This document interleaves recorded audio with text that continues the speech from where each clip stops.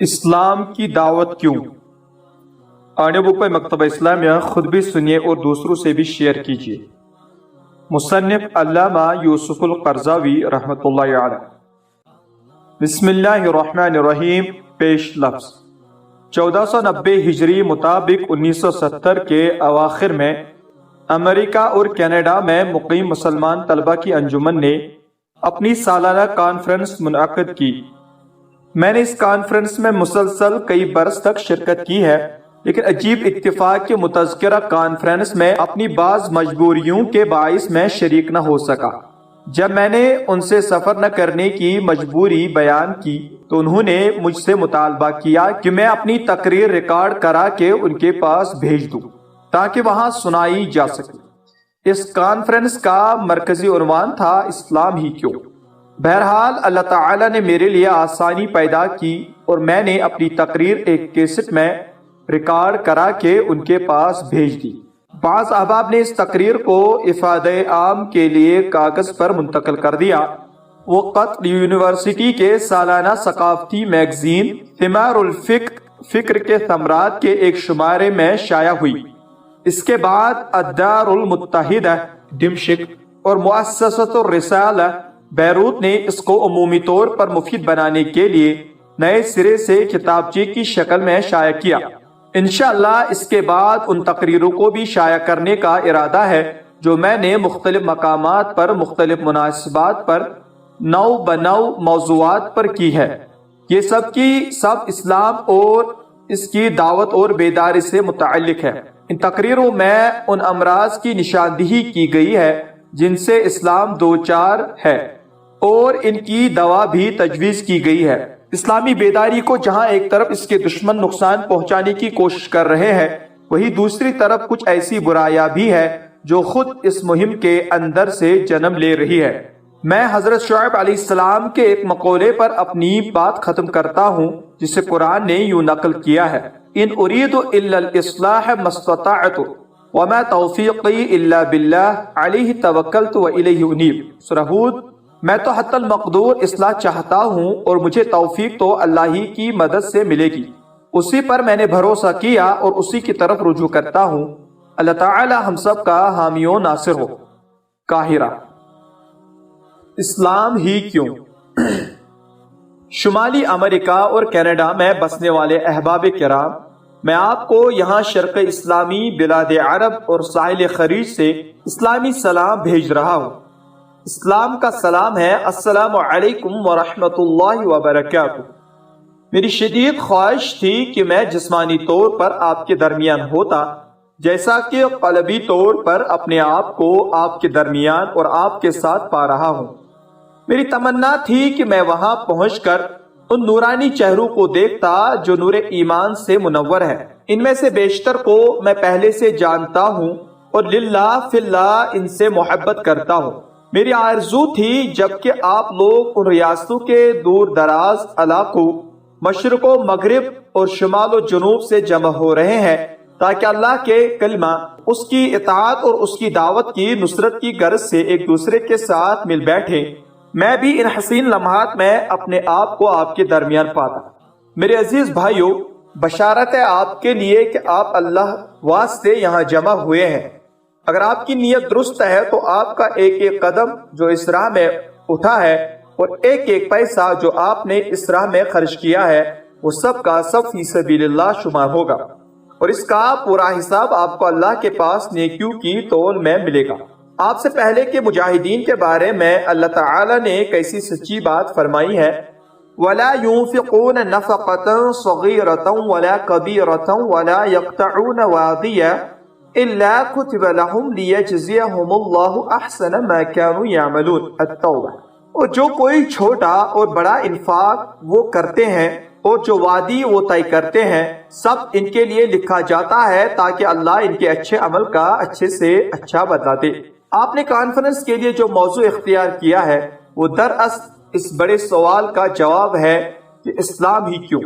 ہم لوگوں کو اسلام کی دعوت کیوں دیتے ہیں؟ ہم دوسروں کو دعوت دیتے ہیں کہ وہ اسلام میں داخل ہوں تاکہ وہ اس کے ذریعے تاریکیوں سے نکل کر روشنی کی طرف آ سکیں۔ ہم پوری دنیا انسانیت کو اسلام کی دعوت کیوں دیتے ہیں؟ اسی لیے کہ وہ اپنی بے چینی اور عذاب سے باہر آ سکے۔ ہم لوگوں کو اسلام کی دعوت دیتے ہیں اس لیے کہ اسلام ہی وہ واحد الہی نظام ہے جو انہیں ہدایت کی راہ بھی دکھاتا ہے اور سعادت و خوش بختی کی ضمانت بھی دیتا ہے۔ لیکن آج ہمارے گفتگو کا موضوع یہ نہیں ہے ہم مسلمان اپنے آپ کو اسلام کی دعوت کیوں دیں اور مسلمانوں کو اسلام کی دعوت کیسے دی جائے۔ ہم اپنے آپ کو اسلام کی دعوت دیتے ہیں اس لیے کہ ہم اسلام کے دعوے دار تو ہیں، لیکن نہ ہماری زندگی اس کے مطابق ہے اور نہ اپنی زندگی کے مختلف شعبوں میں ہم اسلامی احکام کی پابندی کرتے ہیں۔ نہ ہماری زندگی وہ اسلامی زندگی ہے جو اللہ کے نزدیک پسندیدہ ہے۔ اسلام نہ ہمارے ضابطۂ حیات میں ہے نہ ہمارے نظام تربیت میں۔ ہماری تہذیب و ثقافت اسلام سے یکسر خالی ہے۔ ہمارے ذرائع ابلاغ پر اسلام کی کوئی چھاپ نہیں ہے۔ ہمارے انفرادی و اجتماعی معاملات میں اسلام کی کوئی نمائندگی نہیں ہے۔ ہمارے سماجی رسم و رواج اور ہماری زندگی کے سارے ادارے اسلامی روح اور اسلامی شان سے خالی ہیں۔ ہم اسلام کے کنارے پر زندگی گزار رہے ہیں، اس لیے ضرورت اس بات کی ہے کہ ہم نئے سرے سے مکمل اسلام کی طرف رجوع ہوں۔ یہ حقیقی اور مکمل رجوع اس لیے ناگزیر ہے کہ اس کے بغیر ہم نہ تو صحیح معنوں میں اسلامی زندگی گزار سکتے ہیں اور نہ ہی اس دین کی حقانیت دنیا کے سامنے واضح کر سکتے ہیں۔ صرف اسی صورت میں ہم اس نعمت سے بہریاب ہو سکیں گے جس کا اللہ جل شانہ نے ہمارے لیے ارادہ فرمایا ہے۔ اليوم اکملت لکم دینکم واتممت علیکم نعمتی ورضیت لکم الاسلام دینا۔ المائدہ۔ آج میں نے تمہارے لیے تمہارے دین کو مکمل کر دیا اور تمہارے اوپر اپنی نعمت کو تمام کر دیا اور تمہارے لیے اسلام کو بحیثیت طریق زندگی پسند کیا۔ ہم جب مسلمانوں کو اسلام کی دعوت دیتے ہیں تو دراصل انہیں اسلام پر عمل کرنے کی دعوت دیتے ہیں، اسلام کی طرف رجوع کی دعوت دیتے ہیں۔ ہم مسلمانوں کو اثر نو ایک ایسی حقیقی اور مکمل اسلامی زندگی کے آغاز کی دعوت دیتے ہیں جس میں عقیدہ اسلامی کی رہنمائی ہو اور شریعت اسلامی کی حکمرانی ہو۔ ہمارا مطلوب دراصل یہی اسلامی زندگی ہے۔ ہم ایک ایسی مکمل اسلامی تہذیب کے زیر سایہ زندہ رہنا چاہتے ہیں جو اسلامی عقیدے سے رہنمائی حاصل کرے اور اسلامی شریعت کی حکمرانی کو تسلیم کرے اور جس کے سارے افکار و اعمال اسلامی ضابطۂ اخلاق کے دائرے میں ہوں، جس کے ہر عمل کا محرک اسلامی جذب و احساس ہو، جس کا ایک ایک فرد اخوت اسلامی کے رابطے سے مربوط ہو۔ یہی وہ اسلامی زندگی ہے جو دراصل ہمارا مقصود ہے اور ہم اسی اسلامی تہذیب کا احیاء چاہتے ہیں۔ یہ ایک ربانی، اخلاقی، انسانی اور عالمگیر تہذیب ہے اور ہم اسی تہذیب کے داعی و علم بردار ہیں۔ ہم اسلام کے داعی کیوں ہیں؟ ہم اسلام کے داعی کیوں ہیں؟ اس سوال میں دراصل لفظ کیوں بڑا اہم ہے۔ اسلام ہی کیوں یا اسلام کی طرف رجوع کیوں ضروری ہے؟ اس سلسلے میں ہمارا جواب درج ذیل 3 اہم نکات پر مشتمل ہے۔ نمبر 1 منطق ایمانی عقائدی، نمبر 2 منطق تاریخی، نمبر 3 منطق واقعی۔ نمبر 1 منطق ایمانی کا تقاضا ہے کہ ہم اسلام کی طرف رجوع ہوں۔ ہم جب ایمان کی منطق اور اس کے تقاضوں پر غور کرتے ہیں تو ہمیں محسوس ہوتا ہے کہ اگر ہماری زندگی اسلام سے خالی ہو اور ہم اسلام کی خاطر زندہ نہ ہو تو ہم مومن نہیں ہو سکتے ہیں، اور ہم اس وقت تک مومن نہیں بن سکتے جب تک کہ اسلام ہمارا ضابطۂ حیات اور قرآن ہمارے معاشرے کا دستور نہ بن جائے اور ہمارے سارے معاملات میں شریعت اسلامی کو فیصلہ کن مقام حاصل نہ ہو جائے، اس لیے کہ ان کے بغیر ایمان کا کوئی تصور ہی نہیں ہے۔ ہمارے ایمان اور کلمہ لا الہ الا اللہ محمد الرسول اللہ صلی اللہ علیہ وسلم سے ہمارے تعلق کا لازمی تقاضا یہ ہے کہ ہم اسلام کی حکمرانی کو تسلیم کریں، سچے دل سے اس کی طرف پلٹیں اور اپنی زندگی میں پورے اسلام کو داخل کریں۔ کیا یہ ممکن ہے کہ ایمان تو ہمارے دلوں میں موجود ہو مگر اللہ اور رسول کے بنائے قوانین کو اپنے معاملات میں فیصلہ کن حیثیت دینے کے لیے آمادگی نہ پائی جاتی ہو؟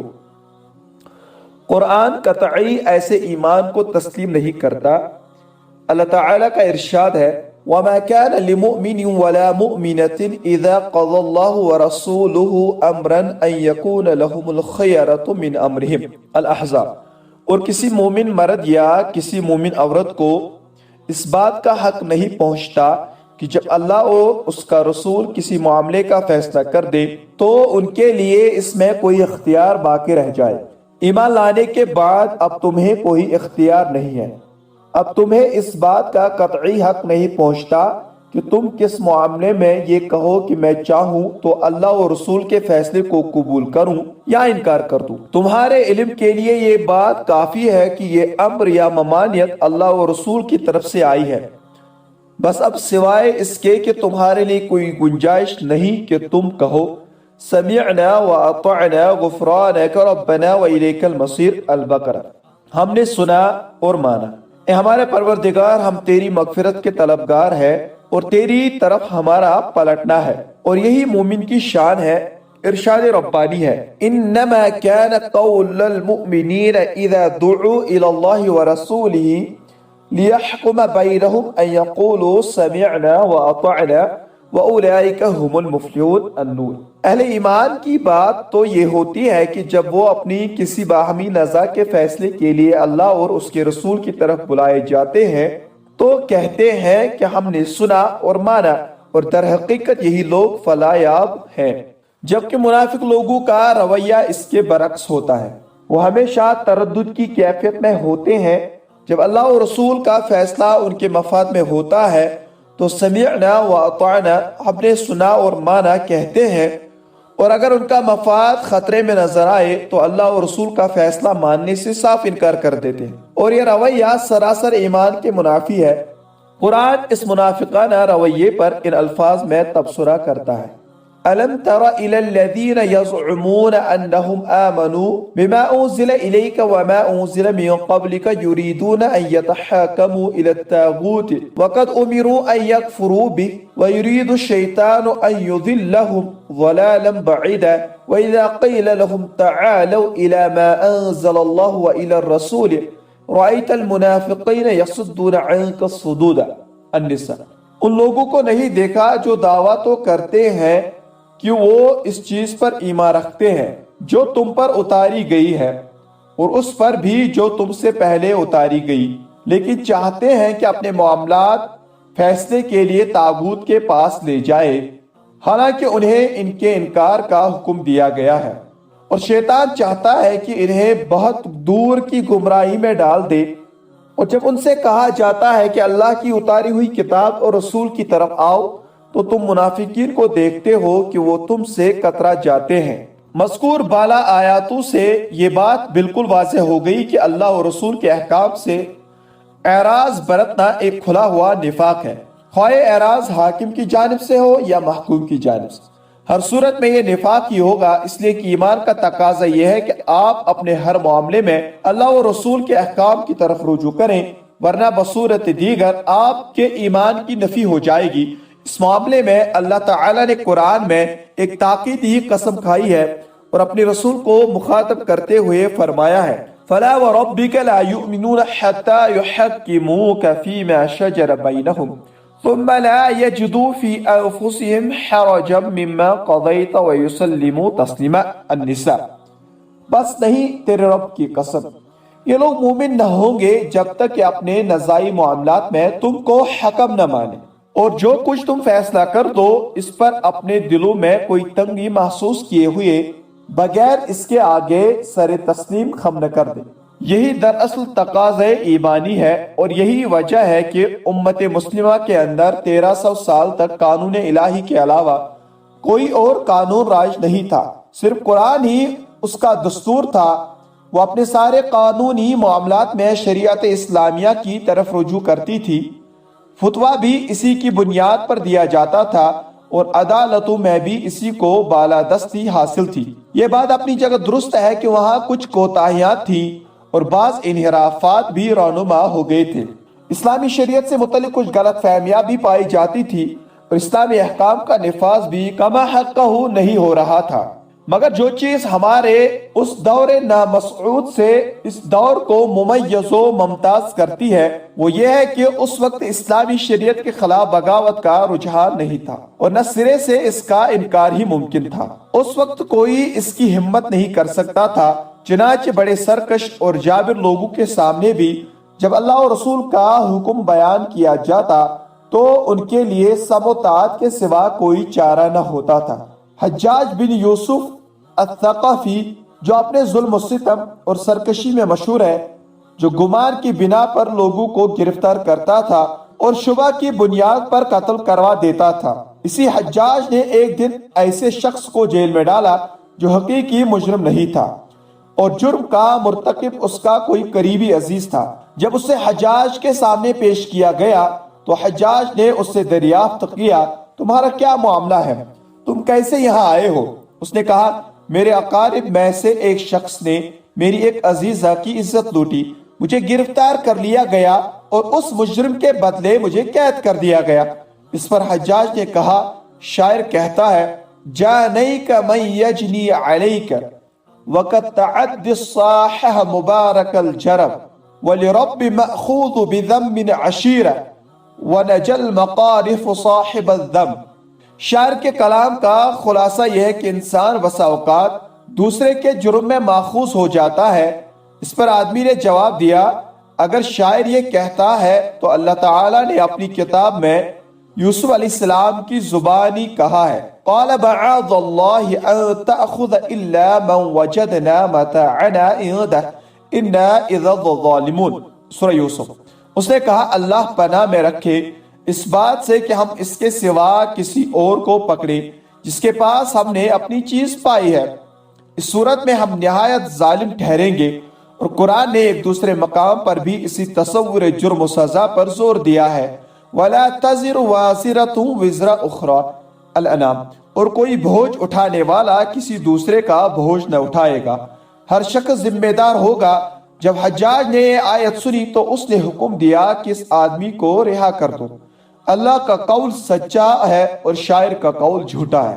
اس زمانے میں اسلامی شریعت کے ساتھ لوگوں کا یہ رویہ تھا، اس لیے یہ کہنا درست ہوگا کہ اس دور میں امت اسلامیہ کے اندر چاہے کتنا ہی انحراف آ گیا ہو مگر اس کی زندگی کی اساس اسلام ہی پر تھی۔ شریعت اسلامی سے تو امت مسلمہ کا رشتہ اس دور میں ٹوٹا ہے اور اس کا آغاز اس دن سے ہوا جب بلاد اسلامیہ پر استعماری الغار ہوئی اور استعمار نے لوگوں کے لیے اسلامی اصولوں، ضابطوں اور قوانین کے بجائے نئے قوانین اور ضابطے وضع کیے۔ انہی کے رہنمائی میں سارے معاملات طے پانے لگے۔ یہ گھنونا اقدام اس سے پہلے کبھی کسی نے نہیں کیا، اس لیے کہ ایمان کا یہ ایک حتمی تقاضا ہے کہ امت مسلمہ ہر آن ہر معاملے میں اپنے دین اسلام کی طرف رجوع کرے، اپنے رب کی کتاب اور اپنے نبی محمد صلی اللہ علیہ وسلم کی سنت کی طرف رجوع کرے۔ یہ ہے ایمان کی منطق۔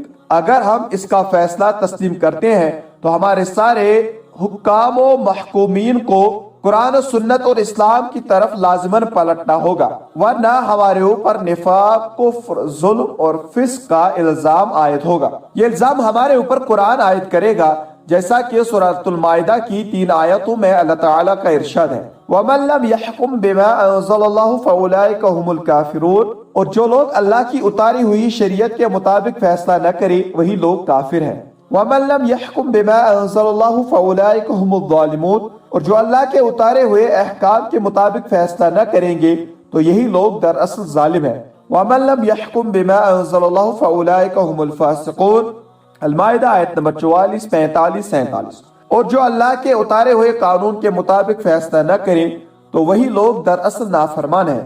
یہ 3 آیتیں ہیں جن سے فرار ممکن نہیں ہے۔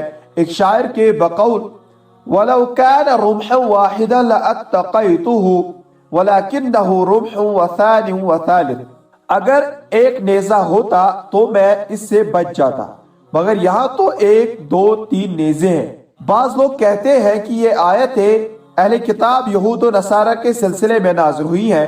ہم ان سے کہتے ہیں آپ کا کہنا درست ہے، لیکن چونکہ ان آیتوں کے الفاظ عام ہیں اس لیے ازروئے قاعدہ لفظ کہ عموم کا اعتبار ہوگا اور خاص سبب کا اعتبار نہ ہوگا؟ پھر کیا یہ بات معقول ہے کہ تورات و انجیل میں موجود احکام کے مطابق فیصلہ نہ کرنے پر اللہ تعالیٰ نے اہل کتاب پر کفر، ظلم اور فسق کی فرد جرم عائد کرے، اور جو قرآن کو چھوڑ کر اس کے اندر موجود احکام الہی کے مطابق فیصلہ نہ کرے اس کو یوں ہی چھوڑ دیا جائے؟ کیا اس کا گناہ ان کے گناہ سے کچھ کمتر درجے کا ہے؟ کیا نعوذ باللہ قرآن ان کی کتابوں کے مقابلے میں کچھ کم حیثیت کی کتاب ہے؟ کیا اس کا چھوڑنا، اس کے خلاف بغاوت کرنا اور اس کے احکام سے روگردانی کرنا تورات و انجیل کے احکام چھوڑنے کے مقابلے میں کمتر درجے کا گناہ ہو؟ نہیں، ہرگز نہیں۔ پھر کیا قوموں اور ملتوں کے ساتھ معاملہ کرنے میں اللہ جل شانہ کے پاس دو پیمانے اور دو ترازو ہیں؟ یہود و نصارہ اپنی کتاب پر عمل کرنا چھوڑ دیں تو کافر، ظالم اور فاسق کہلائیں، اور مسلمان اپنی کتاب پر عمل کرنا چھوڑ دیں اور اسے پس پشت ڈال دیں تو ان کا یہ گناہ قابل معافی ہو جائے۔ کفر، فسق اور ظلم کے سنگین الزام ان پر عائد نہ ہو۔ نہیں، ایسا ہرگز نہیں ہوگا، کیونکہ اللہ تعالیٰ کا انصاف سب کے ساتھ یکساں ہے اور سارے انسانوں کے لیے اس کے پاس ایک ہی ترازو ہے۔ جو شخص غیر اسلامی قوانین کے مطابق فیصلہ کرے گا تو اس پر کفر و ظلم اور فسق کا الزام لازماً چسپاں ہو کر رہے گا، البتہ یہ الزام اس پر قانون الہی کے تئیں اس کے موقف کے حساب سے چسپاں ہوگا۔ کیا اس نے اسلامی شریعت کے انکار و استخفاف کے نتیجے میں اسلامی قانون کو چھوڑا ہے؟ کیا وہ اس بات کا معترف ہے کہ وہ ایسا کر کے اللہ کی نافرمانی کر رہا ہے، یا اللہ کے حکم کی طرف رجوع کرنے کا قطعی منکر ہے اور احکام الہی پر عمل کرنے کو دقیانوسیت اور پسماندگی وغیرہ جیسے نام دیتا ہے؟ اگر ایسا ہے تو اس پر کفر، ظلم اور فسق کا حکم لگانا بالکل ناگزیر ہے۔ ایمان کی منطق کا لازمی تقاضا ہے کہ ہم اسلام کی طرف اور پورے اسلام کی طرف رجوع ہوں۔ اسلام ہماری زندگی کے کسی ایک گوشے یا کسی خاص زاویے تک محدود نہ ہو۔ بڑا افسوس ہوتا ہے کہ ہمارے اس زمانے میں اسلام بلاد اسلامیہ اور اسلامی معاشروں میں ایک گوشے میں محصور ہو کر رہ گیا ہے۔ مثلا ریڈیو کے پروگرام میں دینی گفتگو کا ایک گوشہ ہوتا ہے اور اکثر و بیشتر یہ گفتگو مردہ وقتوں میں نشر کی جاتی ہے جب لوگ سو رہے ہوتے ہیں یا وہ ان کی مشغولیت کا وقت ہوتا ہے۔ یہی حال ٹیلی ویژن کا بھی ہے۔ صحافت میں جمعہ کے دن ایک آدھ صفحہ دینی موضوعات کے لیے خاص ہوتا ہے، اسی طرح مدرسے میں ایک پیریڈ دینی مضمون کا ہوتا ہے، یا اسلام صرف پرنسپل لا میں محصور ہے۔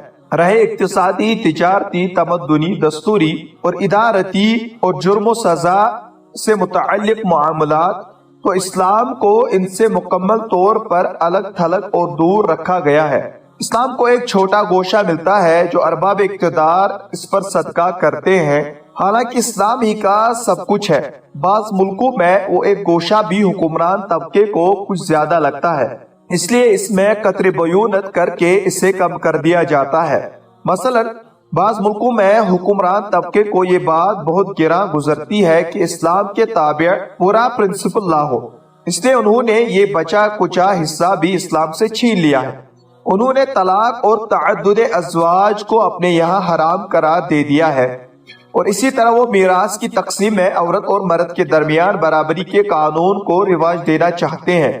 یہاں تک کہ مسجد و ممبر کو بھی اسلام کے لیے نہیں چھوڑا گیا ہے۔ وہ چاہتے ہیں کہ ممبر و محراب سے بھی اسلام کی آواز بلند نہ ہو، بلکہ ان اقتدار کے متوالیوں کی خواہش یہ ہے کہ ممبر سے بھی اقتدار وقت کا کلمہ بلند ہو۔ جس سرفرے نے ان کی حکم عدولی کی اس کی شامت آ گئی، اب اس سے حوالے زندہ کر دیا جائے گا یا حوالات میں بند کر دیا جائے گا، یا وہ کسی نامعلوم انجام سے دوچار ہو جائے گا۔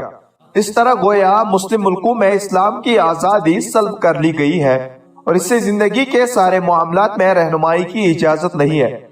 اسے زندگی کے صرف ایک پہلو میں محصور کر دیا گیا ہے۔ گویا ان ملکوں کے سربراہان اسلام کو ایک دوسری مسیحیت کا روپ دینا چاہتے ہیں، بلکہ مسیحیت کی تو زندگی کے باقاعدہ ایک حصے پر حکمرانی ہے۔ چنانچہ مسیحیت کا یہ معروف نظریہ ہے کہ انسان کی زندگی دو حصوں میں منقسم ہے، ایک حصہ دین کے لیے ہے اور دوسرا حصہ حکومت کے لیے۔ ایک حصے کی رہنمائی کلیسا کے ذمے ہے اور دوسرا حصہ حکومت کے تسلط میں رہتا ہے۔ یہ نظریہ انجیل میں موجود ہے کہ انسانی زندگی کا ایک حصہ دینی رہنماؤں کے کنٹرول میں ہوگا اور دوسرا حصہ اہل سیاست کے زیر تسلط ہوگا۔ جیسا کہ عیسائیوں کا مشہور مقولہ ہے، عیسیٰ مسیح علیہ السلام نے ان سے کہا ہے جو قیصر کا ہے اسے قیصر کو دو اور جو اللہ کا ہے اسے اللہ کو دو۔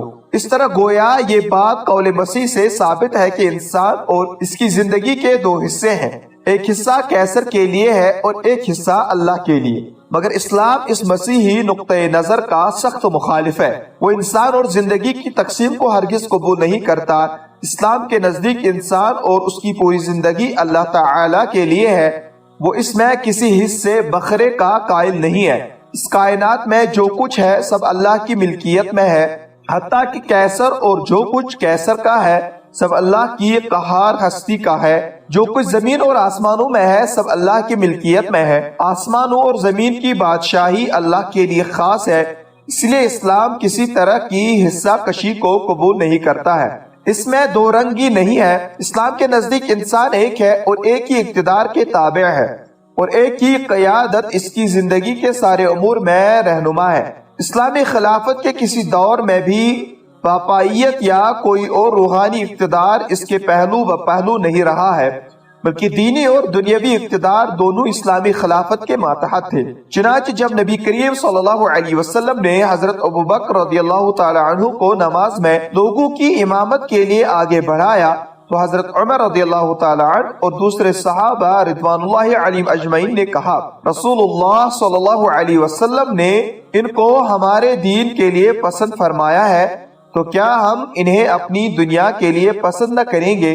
اسی طرح نبی کریم صلی اللہ علیہ وسلم صرف ایک دینی رہنما نہیں تھے کہ آپ کے ساتھ ایک دنیاوی رہنما بھی شریک کار ہو یا کوئی بادشاہ اور کوئی دوسرا قائد آپ کے ساتھ ہو، بلکہ آپ صلی اللہ علیہ وسلم دین الہی کے مبلغ بھی تھے، جنگوں میں سپہ سالار بھی تھے، صدر مملکت بھی تھے اور محکمہ قضا بھی آپ صلی اللہ علیہ وسلم ہی کی ماتحتی میں تھا۔ اسی طرح آپ کے بعد آپ صلی اللہ علیہ وسلم کے اصحاب خلفائے راشدین بھی تھے۔ وہاں دین و دنیا کی نہ کوئی تفریق تھی، نہ امامت و حکومت میں کوئی دوئی تھی۔ اسلام دین بھی ہے اور سیاست بھی، اسلام عقیدہ بھی ہے اور شریعت بھی، عبادت بھی ہے اور قیادت بھی، مصحف بھی ہے اور تلوار بھی، نماز بھی ہے اور جہاد بھی ہے۔ یہاں نہ کوئی تقسیم ہے نہ علیحدگی، بلکہ سب ایک دوسرے کے لازم و ملزوم ہے۔ یہ ہے اسلام کی حقیقی تصویر۔ اسلام لوگوں کی اس تقسیم کو قبول نہیں کرتا جو انہوں نے دین و دنیا اور امامت و سیاست کے نام پر کر رکھی ہے۔ اسلام کی نظر میں سب دین ہے اور سب ایک ہی شریعت کے تابع ہے۔ زندگی ایک دریا کے مانند ہے جس کے اندر تم کسی چیز کو دوسری چیز سے جدا نہیں کر سکتے۔ مختلف شعبہ حیات ایک دوسرے سے مربوط ہے۔ معیشت و سیاست باہم ملے ہوئے ہیں۔ اسی طرح سیاست و معیشت کا تربیت و تعلیم، زراعت و ابلاغ اور فکر و ثقافت سے گہرا تعلق ہے، اور اجتماعی زندگی انفرادی زندگی سے باہم مربوط ہے۔ یہ دونوں معاشی زندگی سے گہرا ربط رکھتے ہیں اور زندگی کے یہ سارے پہلو سیاسی زندگی سے مربوط ہیں، اور زندگی کا یہی وہ فطری طریقہ ہے جس پر اللہ تعالی نے انسان کی تخلیق کی ہے، اور اسی طرح لوگ باہم مل جل کر زندگی کے جادہ مستقیم پر گامزن رہ سکتے ہیں۔ اگر ہم جائزہ لے کر دیکھیں تو دنیا میں جتنے بڑے نظام ہائے فکر ایڈیالوجیز پائے جاتے ہیں وہ بھی تقسیم حیات کے قائل نہیں ہیں۔ مثلا کمیونزم کو انسانی زندگی کی تقسیم قبول نہیں ہے، وہ پوری زندگی پر اپنی حکمرانی چاہتا ہے۔ کسی بھی اسم اور نظام فکر کے لیے یہ ممکن نہیں ہے کہ وہ تعلیم کا میدان دوسرے کے حوالے کر دے اور فکر و ثقافت کا شعبہ اپنے علاوہ کسی اور کو دے دے، بلکہ ہر نظام فکر پوری انسانی زندگی پر تن تنہا حاوی رہنا چاہتا ہے اور الف سے یا تک اپنی گرفت میں رکھنا چاہتا ہے۔ اسی طرح اسلام کو یہ بات ہرگز گوارا نہیں ہے کہ وہ انسانی زندگی کے کسی پہلو کو اپنی رہنمائی اور حکمرانی سے خالی رکھے۔ اگر ایسا ہوگا تو وہ کتاب کے بعض حصے پر ایمان اور بعض کے کفر کے مترادف ہوگا، اور یہی وہ عمل ہے جس کے سبب اللہ تعالیٰ نے بنی اسرائیل کو بڑے سخت الفاظ میں ڈانٹ پلائی ہے۔ ارشاد ہوتا ہے، افتؤمنون ببعض الکتاب وتکفرون ببعض فما جزاء من يفعل ذلك منكم إلا خزي في الحياة الدنيا ويوم القيامة يردون إلى أشد العذاب وما الله بغافل عما تعملون۔ البقرہ۔ کیا تم کتاب الہی کے ایک حصے پر ایمان رکھتے ہو اور اس کے دوسرے حصے کا انکار کرتے ہو؟ تو جو لوگ تم سے ایسا کرتے ہیں ان کی سزا دنیا کی زندگی میں رسوائی کے سوا اور کچھ نہیں ہے، اور آخرت میں یہ شدید ترین عذاب کی طرف بھیجے جائیں گے، اور اللہ اس چیز سے بے خبر نہیں ہے جو تم کر رہے ہو۔ یہ ہے ہمارے ایمان اور عقیدے کا منطقی تقاضا۔ جب ہم ایمان کو حکم بناتے ہیں تو وہ ہمارے لیے لازم قرار دیتا ہے کہ ہم پورے اسلام کی طرف پھر سے رجوع ہو، اور عقیدہ و شریعت، عبادت و اخلاق اور معاملات و نظام سیاست غرض کے ہر پہلو میں اسلامی تعلیمات سے رہنمائی حاصل کرے، اسلام کی طرف اس ایذان و یقین کے ساتھ رجوع ہو کہ وہ ایک ایسا نظام زندگی ہے جو ہماری زندگی کے سارے پہلوؤں میں رہنمائی کرتا ہے۔ گھر، مدرسہ، مسجد، یونیورسٹی، عدالت، زراعت و تجارت، کارخانہ اور سڑک، زندگی کے ہر شعبے میں اسلام ہماری رہنمائی کرتا ہے۔ پھر چونکہ اسلام ایک پیام رحمت ہے، اس لیے ہر موڑ پر انسان کا ساتھ دیتا ہے اور اس کی رہنمائی کرتا ہے، اور انسان کی گود سے گور تک کی زندگی کے لیے ضابطے اور قوانین بناتا ہے۔ انسان کی پیدائش کے وقت ہی سے اسلام اس کے لیے شرعی قوانین وضع کرتا ہے، بلکہ بعض احکام تو ایسے ہیں جو جنین سے متعلق ہے، جبکہ انسان ماں کے پیٹ میں ہوتا ہے، اور اس کے لیے کچھ احکام موت کے وقت کے لیے ہے، اور وہ جنازے کے احکام ہیں۔ بعض احکام کا تعلق موت کے بعد کے لمحات سے ہے، مثلا کیسے اسے غسل دیا جائے گا، کیسے کفنایا جائے گا، کیسے اس پر نماز پڑھی جائے گی، کیسے اسے دفن کیا جائے گا، اور یہ سارے ہی امور کیسے انجام پائیں گے، اور کیسے اس کا ترکہ تقسیم ہوگا، کیسے اس کے قرضوں کی ادائی اور کیسے اس کی وصیت نافذ کی جائے گی۔ اسلام انسان کو ایسے احکام دیتا ہے جو اس کی زندگی کے سارے مراحل سے متعلق ہے۔ اس لیے ایمان کی منطق کا ہمارے لیے ایک حتمی دینی اور ایمانی فیصلہ ہے کہ ہم اسلام کی طرف اور پورے اسلام کی طرف سچے دل سے رجوع ہوں۔ نمبر 2، تاریخ کی منطق ایمان کی منطق کی تائید کرتی ہے۔ تاریخ کی منطق کا فیصلہ بھی ہمارے حق میں یہی ہے کہ ہم اسلام کی طرف رجوع ہوں۔ تاریخ سے ہماری مراد یہاں صرف امت مسلمہ کی تاریخ ہے۔ یہ تاریخ ہمیں بتاتی ہے کہ ماضی میں اسلام کے بغیر ہماری کوئی حیثیت نہیں تھی۔ عرب جو امت اسلامیہ کی ریڑھ کی ہڈی تھے، اسلام کے اصل حمایتی تھے، انہی کی سرزمین سے قافلہ اسلام روانہ ہوا۔ انہی کی سرزمین پر حرمین ہے، مسجد اقصی ہے، انہی کی زبان میں قرآن نازل ہوا، انہی کی نسل سے نبی آخر الزمان محمد مصطفیٰ صلی اللہ علیہ وسلم مبعوث ہوئے، اور تاریخ انسانی کی افضل و بے مثال نسل انہی کے اندر رونما ہوئی، جسے ہم صحابہ کرام رضوان اللہ علیہم اجمعین کے نام سے جانتے ہیں۔ ہم جب ان کی اسلام سے قبل اور اسلام کے بعد کی تاریخ کا جائزہ لیتے ہیں تو دیکھتے ہیں کہ اسلام سے قبل ان کی کوئی قابل ذکر حیثیت نہ تھی۔ وہ ایک تہذیب نہ آشنا قوم تھی، نہ اس کے پاس حکمت ہند تھی، نہ صنعت چین، نہ فلسفہ یونان، نہ رومیوں کے قوانین اور نہ فارس کا تمدن۔ وہ ایک پراگندہ، منتشر اور مختلف قبیلوں میں بٹی ہوئی قوم تھی۔ یہ قبائل ایک دوسرے کے دشمن تھے، اندھی عصبیت نے انہیں چور چور کر رکھا تھا۔ ہر ایک اپنے قبیلے کی مدد کے لیے تیار رہتا، خواہ وہ حق پر ہو یا باطل پر، اور جب قبیلے کا کوئی شخص غضبناک ہوتا، بالخصوص بڑی حیثیت کا آدمی، تو اس کے ساتھ 1000 10,000 بلکہ اس سے بھی زیادہ تلواریں غضب سے بے نیام ہو جاتی تھی، اور کوئی شخص غضبناک ہونے والے سے اس کے غصے کا سبب نہ دریافت کرتا۔ ایک شاعر قبیلے کی شجاعت کی تعریف میں کہتا ہے، لا يسألون اخاهم حين يغضبهم في النائبات على ما قال برهانا۔ یہ لوگ اپنے بھائی سے جب وہ مصیبتوں میں انہیں مدد کے لیے پکارتے ہیں تو اس سے کوئی دلیل نہیں مانگتے ہیں، بلکہ اس کی مدد کے لیے لپک پڑتے ہیں۔ اس کے لیے بس اتنا ہی کہنا کافی ہوتا تھا کہ فلاں قبیلے نے اس پر زیادتی کی ہے۔ یہ سنتے ہی اس کے قبیلے کے سارے لوگ آمادہ جنگ ہو جاتے تھے۔ اس طرح دشمن قبیلے کے ساتھ جنگ شروع ہو جاتی تھی۔ بسا اوقات یہ جنگ انتہائی معمولی اسباب کی بنا پر دسیوں سال جاری رہتی تھی۔ زمانہ جاہلیت میں اونٹنی کے آگے پیچھے پانی پلانے کے معاملے میں قبیلہ بکر و تغلب کے مابین حرب بسوس نامی مشہور زمانہ جنگ تقریباً 40 دن تک جاری رہی۔ اسی طرح قبیلہ ابس و زبیان کے درمیان گھڑ سواری کے مقابلے میں دشمن کے گھوڑے کے آگے نکل جانے کے باعث 250 غبرہ نام کی مشہور جنگ برپا ہوئی۔ شدید قبائلی عصبیت نے ان عربوں کے دلوں میں ایسی جڑ پکڑ لی تھی کہ ان کی سوچ کسی بھی حال میں اپنے قبیلے سے آگے نہ بڑھتی تھی۔ چنانچہ اس کا شعار تھا اپنے بھائی کی مدد کرو خواہ وہ ظالم ہو یا مظلوم۔ مگر ان کا یہ شعار اسلام سے پہلے تھا۔ بعد میں نبی کریم صلی اللہ علیہ وسلم نے انصر اخاک ظالما او مظلوما میں لفظ تو باقی رہنے دیا، البتہ اس کا مفہوم بدل دیا۔ آپ صلی اللہ علیہ وسلم نے فرمایا ظالم کی مدد تم اس طرح کرو کہ اسے ظلم سے باز رکھو، لیکن وہ اس اسلامی مفہوم سے پہلے لفظ کو اس کے ظاہری معنی میں لیتے تھے۔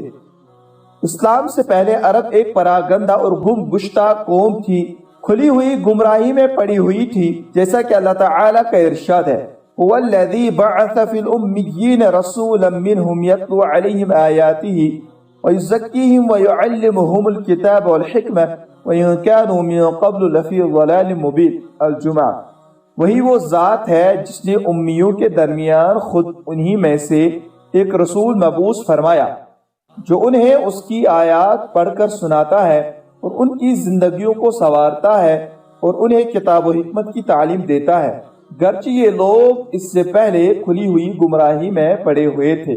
ظاہر ہے کہ بتوں کی بندگی سے بڑھ کر اور کون سی گمراہی ہوگی۔ خانہ کعبہ میں جو مرکز توحید کی حیثیت سے تعمیر ہوا تھا، اس کے اندر 3 بڑے بت اور اس کے ارد گرد 160 بت تھے۔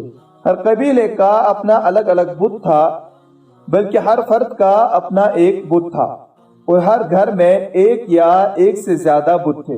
آدمی جب سفر کرتا تو اپنے معبود کو بھی اپنے ساتھ رکھتا۔ اس سلسلے میں بعض بڑے مضحکہ خیز لطیفے مشہور ہیں۔ بعض قبیلے اجوا مدینہ کی مشہور کھجور سے بت بناتے تھے۔ جب ان میں کا کوئی آدمی سفر پر جاتا، اس کا زاد راہ ختم ہو جاتا اور اس پر بھوک کا غلبہ ہوتا تو مرتا کیا نہ کرتا کہ مصداق اس کو جب اپنے اجوا سے بنے ہوئے معبود کے علاوہ کوئی اور چیز نہ ملتی تو وہ اسی کو چٹ کر جاتا۔ ہاں کبھی کبھار احتیاط کے پیش نظر ایسا بھی کرتا کہ اپنے معبود کے 1/3 حصے سے ناشتہ کرتا، 1/3 سے دوپہر کا کام چلاتا اور آخری 1/3 حصے کو شام کے کھانے کے طور پر استعمال کرتا۔ آخر یہ کیسے معبود ہیں جو کھائے بھی جاتے ہیں اور جن پر مکھیوں کی یلغار بھی ہوتی ہے۔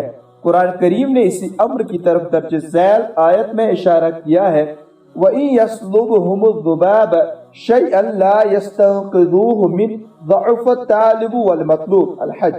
اور اگر مکھی ان سے کوئی چیز چھین لے تو وہ اس سے اس کو بچا بھی نہیں پائیں گے، طالب اور مطلوب دونوں ہی کتنے ناتواں ہیں۔ ابو رجا عطار بھی کہتے ہیں کہ ہم جب کوئی اچھا پتھر پاتے تو اس کو معبود بنا لیتے، اور کوئی اسے اچھا پتھر مل جاتا تو پہلے والے کو پھینک کر اس دوسرے کی پوجا شروع کر دیتے۔ جب کوئی پتھر نہ پاتے تو چند مٹھی مٹی لیتے اور اس پر بکری کا دودھ ڈال کر اس کی تصویر بنا لیتے اور اسی تصویر کو اپنا معبود بنا لیتے۔ ایک ایسی قوم تھی جس کا معاملہ اس حد تک پہنچ گیا تھا، انسانی عقل اس درجے فاسد ہو گئی تھی کہ پتھروں، حلوی یا اجوا کے معبود بنا کر پوجتے تھے اور پھر انہی کو کھا جاتے تھے۔ قلب انسانی کا فساد دیکھیے کہ زمانہ جاہلیت میں انسان اپنے سگے بیٹے کو قتل کر دیتا تھا۔ آخر وہ اسے قتل کیوں کرتا تھا؟ وہ اسے مفلسی کے سبب یا مفلسی کے اندیشے سے قتل کر دیتا تھا۔ وہ نو مولود کی خبر سن کر اپنے تئیں کہتا تھا کیا یہ بچہ ہمارے فقر و محتاجی میں اضافہ کرنے کے لیے آیا ہے یا ہمارے اوپر رزق کو تنگ کرنے کے لیے آیا ہے؟ اور حدیث میں آیا ہے کہ وہ اپنے بچے کو قتل کرتا اس خوف سے کہ وہ اس کے ساتھ کھائے گا۔ خاص طور پر لڑکیوں کا قتل تو ایک عام بات تھی، اس لیے کہ وہ نہ ان کے ساتھ حصول رزق کے لیے دوڑ دھوپ کر سکتی تھی اور نہ اس سلسلے میں وہ ان کا ہاتھ بٹا سکتی تھی۔ اسی طرح انہیں اس بات کا بھی اندیشہ تھا کہ وہ مستقبل میں ان کے لیے عار و شنار کا باعث ہوگی۔ کبھی حملہ آور قبائل میں سے کوئی قبیلہ اسے قیدی بنا لے گا اور یہ بات گھر والوں کی ذلت و رسوائی کا سبب ہوگی، اور یہ اس کے قبیلے کی پیشانی پر ایک بدنما داغ ہوگی۔ اس لیے وہ لڑکیوں کو قتل اور زندہ دربود کر دیتے تھے۔ لڑکیوں کی پیدائش پر انہیں قطعی کوئی خوشی نہیں ہوتی تھی۔ ایک واقعہ بیان کیا جاتا ہے کہ زمانے جاہلیت میں کسی کے یہاں ولادت ہوئی، تو جب اسے خبر دی گئی کہ تمہاری بیوی کو ولادت ہوئی ہے، اس نے پوچھا کہ کیا پیدا ہوا، تو کہا گیا بچی پیدا ہوئی ہے۔ اس پر اس نے کہا یہ بیٹے کا نعم البدن نہیں ہے، اس کی مدد رونا ہے اور اس کا حسن سلوک چوری ہے۔ اگر وہ میری مدد کرے گی تو تلوار کے ذریعے میری مدد نہیں کرے گی، بلکہ رو دھو کر اور واویلا کر کے ہی وہ مدد کرے گی۔ اگر کسی موقع پر میری مالی مدد کرے گی تو اپنے شوہر کے مال سے کرے گی، وہ اپنے شوہر کا مال چرائے گی۔ زمانے جاہلیت میں عورتوں کے بارے میں عربوں کا یہی نقطہ نظر تھا، اسی لیے قرآن ان کے بارے میں کہتا ہے وَإِذَا بُشِّرَ أَحَدُهُمْ بِالْأُنثَىٰ ظَلَّ وَجْهُهُ مُسْوَدًّا وَهُوَ كَظِيمٌ يَتَوَارَىٰ مِنَ الْقَوْمِ مِن سُوءِ مَا بُشِّرَ بِهِ أَيُمْسِكُهُ عَلَىٰ هُونٍ أَمْ يَدُسُّهُ فِي التُّرَابِ أَلَا سَاءَ مَا يَحْكُمُونَ۔ النحل۔ اور جب ان میں سے کسی کو بیٹی کی خوشخبری سنائی جاتی ہے تو اس کا چہرہ سیاہ پڑ جاتا ہے، وہ گھٹا گھٹ رہتا ہے، اور وہ اس منحوس خبر کو سن کر لوگوں سے چھپا چھپا پھرتا ہے اور سوچتا ہے کہ اس کو ذلت کے ساتھ رکھ چھوڑے یا اس کو مٹی میں دفن کر دے۔ افسوس کیا ہی برا فیصلہ ہے جو یہ کرتے ہیں۔ وہ قوم سے چھپا پھرتا ہے، وہ لوگوں کی نظروں سے دور رہنے کے راستے تلاش کرتا ہے، یا اس نے کسی جرم کا ارتکاب کیا ہے اور چاہتا ہے کہ لوگوں سے چھپا رہے تاکہ وہ اسے دیکھ نہ لے۔ پھر وہ سوچتا ہے کہ کیا وہ اس امر واقع اور ذلت و رسوائی پر راضی ہو جائے اور اس نئی مخلوق کو قبول کر لے، یا اس سے چھٹکارا پانے کے لیے اسے مٹی میں دبا دے۔ اکثر اوقات میں یہی دوسرا رجحان غالب آتا تھا اور وہ اسے مٹی میں دبا دیتا تھا۔ کتنی گھنونی ہے یہ بات! کیا اس سے زیادہ سنگین جرم کا تصور کیا جا سکتا ہے؟ قتل اپنے آپ میں خود ایک بھیانک جرم ہے، کیونکہ یہ اللہ تعالیٰ کی بنائی ہوئی عمارت کو ڈھا دینے کے مترادف ہے۔ جب عام قتل کے بارے میں یہ تصور ہے تو ایک معصوم و بے گناہ بچے کے قتل کا جرم کتنا سنگین ہوگا، جس نے نہ کوئی جرم کیا ہے اور نہ کسی گناہ کا مرتکب ہوا ہے۔ آخر انسان اپنے بچے کو کیسے قتل کرے گا؟ وہ باپ جس کے بارے میں تصور یہ ہے کہ وہ اپنے بیٹوں کی پناہ گاہ ہوتا ہے، خود بھوکا رہ کر بچوں کو پیٹ بھر کھانا کھلاتا ہے، کیا وہی باپ اپنے بیٹے اور جگر کے ٹکڑے کو اپنے ہاتھوں قتل کر دے گا؟ صرف اس خوف سے قتل کر دے گا کہ اس کے ساتھ کھانے میں وہ شریک ہوگا اور اس کا رزق بٹا لے گا۔ یہ کتنی عجیب بات ہے کہ مفلسی اور لقمہ کے سبب انسان اپنے جگر گوشے کو قتل کر ڈالے۔ قتل کا طریقہ بھی کتنا دل دہلا دینے والا ہوتا تھا۔ کاش وہ اسے تلوار کی ضرب سے موت کی نیند سلا دیتا، وہ خود اپنے ہاتھوں سے اس کے لیے گھڑا کھودتا، پھر اس کو اسی میں زندہ دفن کر دیتا تھا۔ اس سلسلے میں ایک واقعہ بہت مشہور ہے کہ ایک شخص اپنی بچی کو دفن کرنے کے لیے صحرا میں لے گیا۔ جب وہ گھڑا کھودنے لگا تو وہ بچی بیچاری اس کی داڑھی سے گرد و غبار کو جھاڑتی تھی۔ بچی تو باپ پر ترس کھا کر اس کی داڑھی کو غبار سے بچا رہی تھی، مگر باپ کو اپنی بچی پر ترس نہ آیا کہ وہ اسے موت سے بچا لیتا۔ اس نے بچی کو گھڑے میں دھکیل کر زندہ دفن کر دیا۔ جاہلیت انسان کو کس قدر مجرم بنا دیا تھا۔ عقل و قلب جیسی نعمت کا حامل انسان اس درجہ گر جائے کہ پتھروں اور اجوا کھجور سے بنے ہوئے بت کی عبادت و بندگی کرنے لگے۔ اس کی شقاوت قلبی اور بے حسی اس حد تک پہنچ جائے کہ وہ اپنے ہاتھوں اپنے لخت جگر کو قتل کر ڈالے۔ عرب کے جاہلی نظام نے انسانی زندگی کو بالکل فساد سے بھر دیا تھا۔ وہاں کوئی ایسا قانون نہیں تھا جو کمزوروں، محتاجوں، غلاموں اور عورتوں کے حقوق کی ضمانت فراہم کر سکے۔ عورت کو شوہر کی وراثت میں حصہ پانے کا تصور تو کجا، وہ شوہر کے مرنے کے بعد خود مال موروث بن جاتی تھی۔ آدمی اپنے باپ کی وراثت میں مال و جائیداد اور بھیڑ بکریوں کی طرح اپنی ماں کو بھی وراثت میں پاتا تھا۔ اگر وہ اسے اچھی لگتی تو اسے اپنے نکاح میں رکھ لیتا تھا، ورنہ بصورت دیگر اس سے کچھ فدیہ لے کر اسے آزاد کر دیتا، تاکہ وہ اس کے باپ کے بعد جس سے چاہے نکاح کر لے۔ گویا ماں کو بھی بیٹے کی ملکیت سے آزاد ہونے کے لیے باقاعدہ تاوان دینا ہوتا تھا۔ غلاموں کی حیثیت چوپایوں جیسی تھی۔ محتاجوں کا سماج کے اندر کوئی حق نہیں تھا۔ مالدار لوگ اپنے مال میں ان کا کسی طرح کا کوئی حق تسلیم نہیں کرتے تھے۔ طاقتور کمزور کو نگل جاتا تھا۔ جاہلیت کے زیر سایہ لوگوں کی یہی صورتحال تھی۔ شراب و زنا کی ہر طرف گرم بازاری تھی۔ عرب لوگ شراب کے ایسے دل دادا تھے کہ اس کے تقریباً 200 نام تھے۔ اسی کا نتیجہ تھا کہ ان کے اشعار شراب و ساغر اور اس کی مجالس اور شرکائے مجالس کے تذکروں سے بھرے پڑے ہیں۔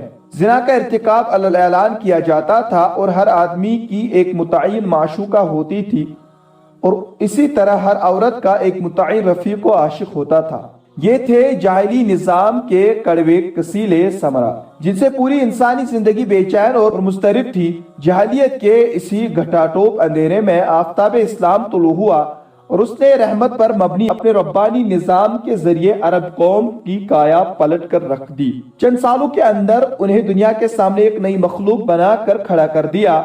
ان کی پراگندگی اور انتشار کو اتحاد و اتفاق میں بدل دیا۔ ان کے مردہ دلوں کو زندہ دلی عطا کی، انہیں جاہلیت کی تاریکی سے علم کی روشنی میں لایا، انہیں گمراہی سے نکال کر ہدایت کی راہ دکھائی، ان کے ضعف کو قوت سے بدل دیا، انہیں انارکی کے بعد ایک منضبط و منظم زندگی کا عادی بنا دیا۔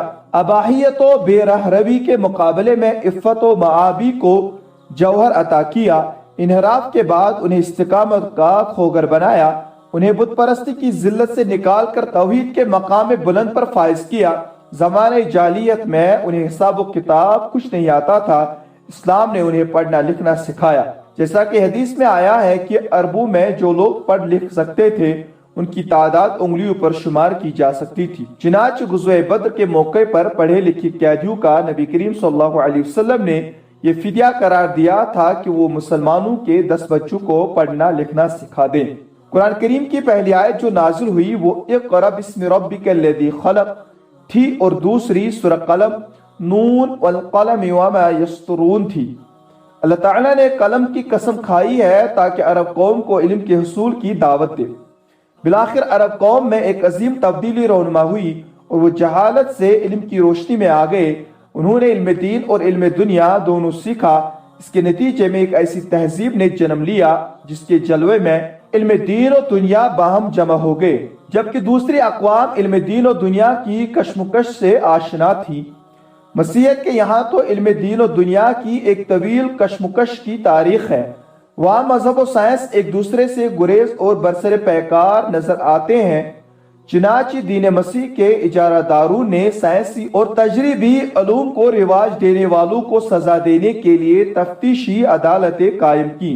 سائنسدانوں پر مقدمہ چلایا گیا اور انہیں قتل کر کے ان کی لاشوں کو نذر آتش کر دیا گیا، ان کی کتابوں کو جلا کر خاکستر کر دیا گیا۔ صورتحال یہ تھی کہ جب کوئی شخص کوئی نیا نظریہ سامنے لاتا یا کوئی نئی ایجاد کرتا تو اس کی پذیرائی یا ہمت افزائی کی بجائے اسے سزا دی جاتی، جبکہ ہمیں اسلامی تاریخ میں یہ سب کچھ نہیں ملتا ہے، اس لیے کہ ہمارے یہاں علم دین اور علم دنیا ایک دوسرے سے متصادم و متحارب ہونے کی بجائے باہم ایک دوسرے سے مربوط دکھائی دیتے ہیں۔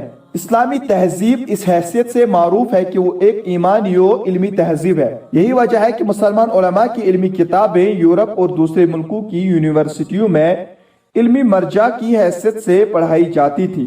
مثلا ابن سینا کی کتاب القانون جو طب کے موضوع پر ہے، یا امام رازی رحمۃ اللہ علیہ کی کتاب الحاوی یہ بھی طب ہی کے موضوع پر ہے، اور ابو القاسم زہراوی کی کتاب التصریف لمن عجز عن التعلیف یا ابن رشد کی کتاب الکلیات، یہ ساری کتابیں علم طب سے متعلق ہیں۔ ان سب کی حیثیت عالمی علمی مرجع ریفرنس کی ہے۔ یہی حال علم فلکیات، ریاضیات اور الجبرا کا ہے۔ ان سارے علوم کے موجد مسلمان ہی ہیں۔ جبر و مقابلے کا موجد خوارزمی ہے اس نے میراث اور میت کی وصیتوں کے مسائل حل کرنے کے لیے اس علم کی ایجاد کی تھی، اس لیے اس نے علم جبر و مقابلے پر مشتمل کتاب کے ساتھ رسالۃ الوصیہ کے نام سے ایک مقالہ بھی تحریر کیا تھا۔ اسلامی تہذیب کے عہد زری میں اس طرح علم دنیا کی خدمت ہوئی۔ تجرباتی طریقہ ایکسپریمنٹل میتھڈ کی بنیادیں مسلمانوں نے وضع کی، وہی دراصل تجربی علم کے بانی ہے جسے آج فرانسسس بیکن کی طرف منسوب کیا جاتا ہے۔ اس کا اعتراف سائنسی علوم کی تاریخ لکھنے والے مورخین نے بھی کیا ہے۔ مثلا جارج سارٹن نے اپنی کتاب ہسٹری آف سائنس میں اور جاسٹیو لوپن نے اپنی کتاب عرب سیویلائزیشن میں، اور اسی طرح داربیر نے اپنی کتاب the struggle between science and religion میں، اور بریوولٹ نے اپنی کتاب میکنگ آف ہیومینٹی میں اعتراف کیا ہے کہ تجرباتی طریقہ اسلامی تہذیب کی دین ہے۔ فرانسسس بیکن اور اسمتھ روجر بیکن دراصل یہی دونوں یورپی دنیا کے اسلامی تہذیب کے پیغام بر تھے۔ اس وقت تنہا عربی زبان ہی عالمی علوم کی زبان تصور کی جاتی تھی، اس لیے کہ سارا علمی سرمایہ عربی زبان کے اندر موجود تھا۔ دوسرے پہلو پر نگاہ ڈالیں تو اسلام نے عربوں کو ایک ایسا نیا انسان بنا دیا جو جاہلیت کے انسان سے بالکل مختلف تھا۔ اسلام نے انسان کو عقل اور دل سے کام لینا سکھایا، چنانچہ وہ ہر طرح کی بت پرستی چھوڑ کر توحید خالص کے علمبردار بن گئے۔ جب ان کے دل و دماغ میں کلمہ لا الہ الا اللہ کا مفہوم سرایت کر گیا تو ان کی پیشانی نہ کسی انسان کے لیے جھکی، نہ الہ واحد کے علاوہ کسی اور کے سامنے وہ سجدہ ریز ہوئے۔ انہیں اس بات کا یقین ہو گیا کہ ہماری عزت اور ہمارا احترام صرف اسلام سے وابستگی میں ہے۔ ارشاد ربانی ہے وَلِلَّهِ عِزَّةُ وَلِرَسُولِهِ وَلِلْمُؤْمِنِينَ الْمُنَافِقُونَ، عزت تو صرف اللہ، اس کے رسول اور مومنوں کے لیے ہے۔ اسلام نے قدیم عربی انسان کو ایک دوسری ہی مخلوق بنا دیا، جو جاہلیت سے اسلام کی طرف ایک نئی عقل، نئی فکر، نئے رجحانات اور نئے اخلاق و عمل کے ساتھ منتقل ہوا۔ اسی لیے اس نے ایک عظیم تہذیب و تمدن کی بنا ڈالی، ایک ایسی شاندار تاریخ رقم کی جس میں علم و ایمان، اخلاق ربانی اور اخلاق انسانی کے جلوے پہلو بہ پہلو نظر آتے ہیں۔ ایک ایسی عادلانہ تہذیب کو وجود بخشا جو مختلف اقوام، طبقات اور افراد کے مابین عدل و انصاف کرتی دکھائی دیتی ہے۔ یہ اسلامی تہذیب ہی کی دین ہے کہ تاریخ انسانی میں فقیر و محتاج کو پہلی بار یہ پتہ چلا کہ مالدار کے پاس اس کا حق ہے۔ ہمارے زمانے کی اشتراکیت کے ظہور سے بہت پہلے اسلام نے مالداروں کے مال میں فقراء و مساکین کا باقاعدہ حق متعین کر دیا ہے، اور قرآن نے بھی اسے حق کے نام سے موسوم کیا ہے۔ وَالَّذِينَ فِي أَمْوَالِهِمْ حَقٌّ مَعْلُومٌ الْمَعَارِجِ، ان لوگوں کے اموال میں ایک متعین حق ہے۔ ان فقراء مساکین نے کبھی اپنے حق کے مطالبے کے لیے کوئی کانفرنس نہیں منعقد کی، اور نہ مالداروں کے پاس سے اپنے حق کی وصولیابی کے لیے کوئی مظاہرہ کیا، بلکہ کبھی انہیں اپنے کسی حق کا شعور بھی نہیں ہوا، اور نہ مالداروں نے اپنے تئیں اس حق کا اعتراف کیا۔ لیکن اسلام نے اس حق کو متعین کیا اور مالداروں پر واجب کیا۔ چونکہ سارا مال اللہ کا ہے اور سارے انسان اللہ کے بندے ہیں، اس لیے اللہ کے بندوں کو اللہ کے مال سے کھانے کا پورا حق ہے۔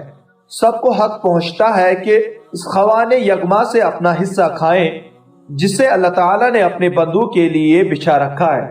اس حق کی ادائی کوئی رضاکارانہ عمل نہیں ہے، اور نہ ایسا ہے کہ من مانی جتنا چاہے دے دے، بلکہ یہ ایک اسلامی فریضہ ہے جس کا نام زکوٰۃ ہے۔ اس کی حیثیت اسلام میں تیسرے رکن کی ہے۔ یہ ایسے حقوق ہیں جو محدود متعین ہیں، اور ان کی حدیں معلوم ہیں۔ کن چیزوں کی زکوٰۃ واجب ہوگی اور کتنی واجب ہوگی، 10واں، 20واں، 40واں سالانہ فریضہ یا فصلی فریضہ۔ وَآتُوا حَقَّهُ يَوْمَ حَصَادِهِ الانعام، اور اس کا حق دو فصل کی کٹائی کے دن۔ حق زکوٰۃ کے مستحق 8 گروہ ہیں جن پر مال زکوٰۃ صرف کیا جائے گا، اور یہ کام باقاعدہ حکومت کی نگرانی میں ہوگا۔ خود من اموالہم صدقہ التوبہ، تم ان کے اموال میں سے بطور زکوٰۃ لو۔ اس کام کے لیے عاملوں کی تعین ہوگی، وہی اس مال کو وصول کریں گے۔ جو برضا و رغبت نہیں دے گا اسے زبردستی لیا جائے گا۔ اسلامی حکومت تاریخ انسانی میں وہ پہلی حکومت ہے جس نے امراء کے پاس سے فقراء و مساکین کا حق نکلوانے کے لیے تلوار اٹھایا، اعلان جنگ کیا اور باقاعدہ جنگ کی۔ خلیفہ اول حضرت ابوبکر صدیق رضی اللہ تعالی عنہ وہ پہلے شخص ہیں جنہوں نے فقراء و مساکین کے حقوق کی بازیابی کے لیے امراء سے جنگ کی۔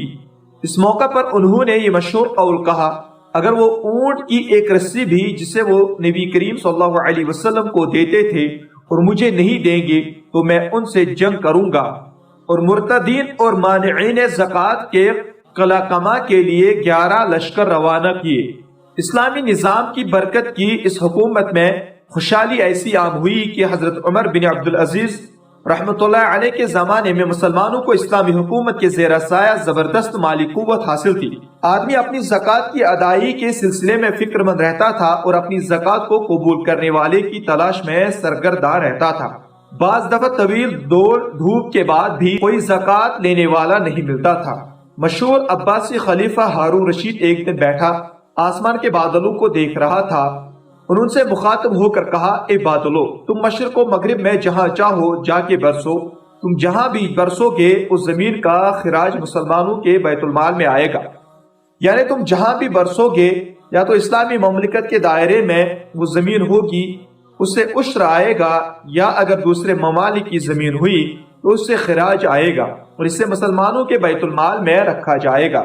یہ اسلام ہی کا کارنامہ ہے کہ اس نے اپنی برکات سے بلاد اسلامیہ کو جہاں مجد و شرف سے نوازا ہے اسے طاقت و قوت سے بھی ہمکنار کیا، اور ہر چہار جانب خوشحالی عام ہو گئی اور ہر طرف عدل و انصاف کا چلن ہو گیا۔ یہ اسلام ہی کا کرشمہ ہے کہ اس نے بڑی امت کی تشکیل کی اور ایک عظیم تہذیب کو جنم دیا۔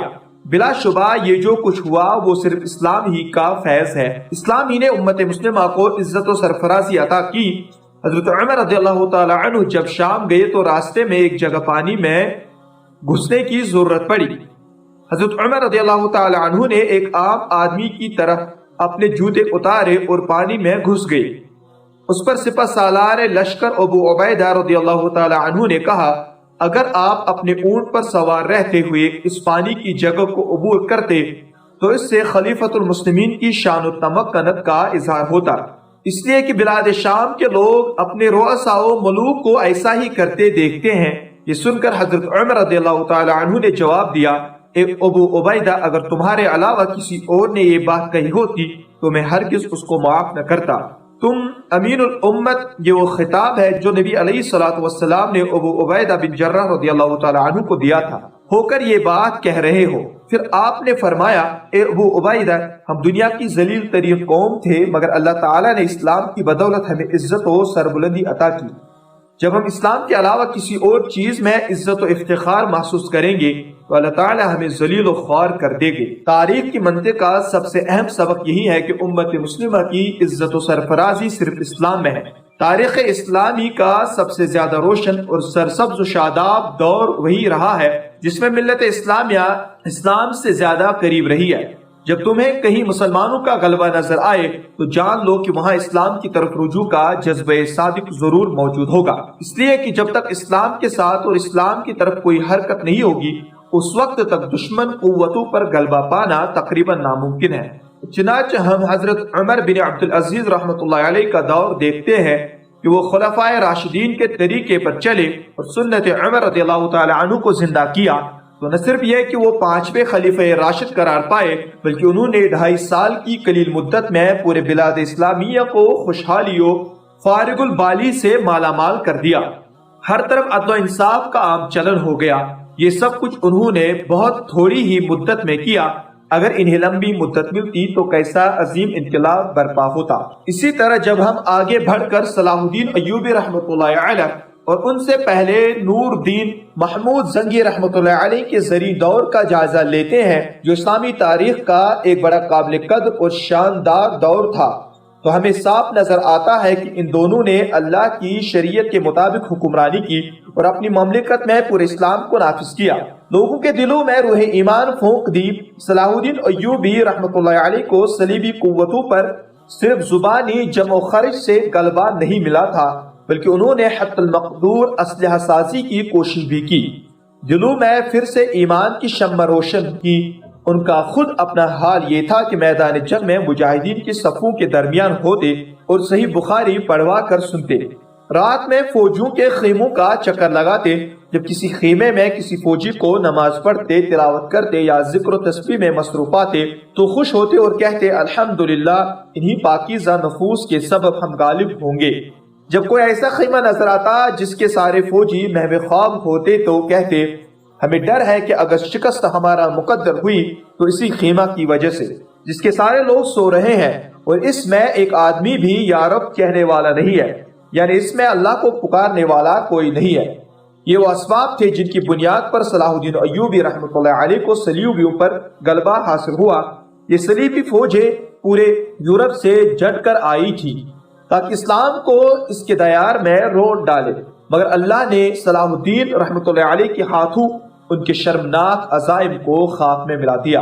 جب تم تاریخ اسلامی کے کسی مرحلے میں مسلمانوں کی عزت و سرفرازی اور طاقت و غلبہ کے مظاہر دیکھو تو سمجھ جاؤ کہ وہاں یقیناً اسلام تحریک کی صورت میں کار فرما تھا اور اسے زندگی کے تمام شعبوں میں متحرک بنانے کی کوشش ہو رہی تھی، اور یہ تاریخ کا ایک مسلمہ امر ہے۔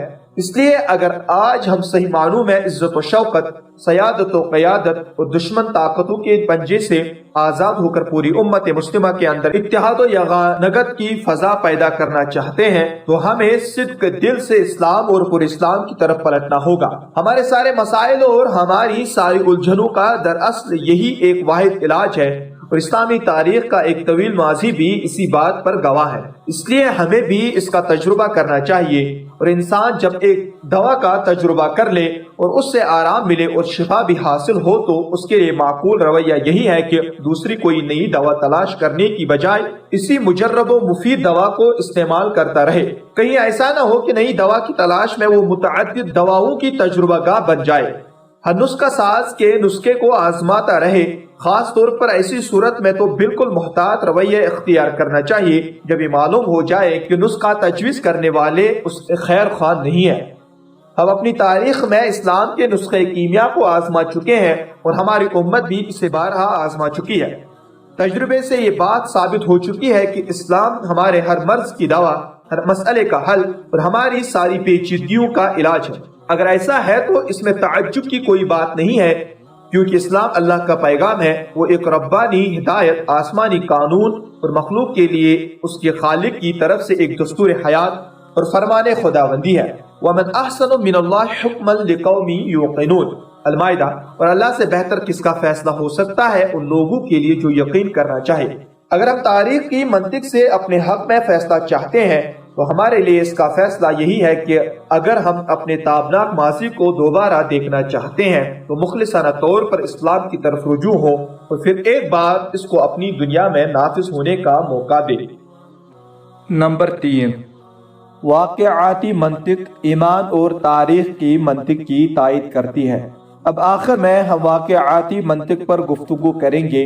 اگر ہم ایمان کی منطق کا فیصلہ کافی نہیں سمجھتے ہیں اور تاریخ کی منطق بھی ہمیں مطمئن نہیں کر سکی ہے تو اب ہم فیصلے کے لیے واقعات و حقائق کی منطق کی طرف رجوع کریں گے۔ یہ منطق بڑی مقتدر منطق ہے اور بے شمار دلائل و براہین سے لیس ہے۔ آج ہم حقائق و واقعات کی جس دنیا میں ہم زندگی گزار رہے ہیں اس کا بھی ہم سے یہی تقاضا ہے کہ ہم اسلام اور مکمل اسلام کی طرف رجوع کریں۔ ہم مشرق و مغرب سے درآمد شدہ افکار و نظریات، ایڈیالوجیز اینڈ تھیوریز اور مختلف نظام حیات، سسٹمز آف لائف کو آزما چکے ہیں۔ ہم اپنے بلاد اسلامیہ میں لبرل سرمایہ دارانہ نظام کا تجربہ کر چکے ہیں اور انقلابی نظام اشتراکیت کو بھی آزما کر دیکھ چکے ہیں۔ ان نظاموں اور نظریات کے نتائج بھی ہمارے سامنے ہیں۔ ان کے ذریعے نہ بھوکوں کو کھانا ملا، نہ خوف زدہ لوگوں کو امن ملا، نہ ان کی بدبختی خوشبختی میں تبدیل ہوئی، نہ ان کی صفوں کا انتشار ختم ہوا، نہ ان کا قومی ضعف قوت میں تبدیل ہوا، اور نہ انہیں قوموں کے درمیان کوئی عزت و سرفرازی ملی۔ ہم جیسے رہے ویسے ہی ہیں، ہمارے مسائل میں اضافہ ہی ہوا اور ہم بری حالت سے اچھی حالت کی طرف منتقل نہیں ہو سکے۔ جبکہ ہونا یہ چاہیے تھا کہ جب ہم کسی نظام کا تجربہ کریں تو ہماری حالت بدتر سے بد کی طرف اور بد سے عمدہ کی طرف اور عمدہ سے عمدہ تر کی طرف منتقل ہو۔ افسوس کہ ان نظام حیات کے نتیجے میں جو کچھ واقع ہوا وہ بالکل برعکس تھا۔ ان درآمد شدہ نظاموں کے زیر سایہ ہماری حالت بد سے بدتر اور بدتر سے بدترین کی طرف گامزن رہی۔ ان نظام حیات کے تحت ہم سب اخلاقی بگاڑ، معاشی گراوٹ، سماجی انتشار اور خاندانی ابتری کے شاکی ہیں۔ ہمیں دینی ضعف اور سیاسی بے چینی کا بھی شکوہ ہے۔ ہمیں شکایت ہے کہ ان نظاموں نے امت مسلمہ کو پارا پارا کر دیا ہے۔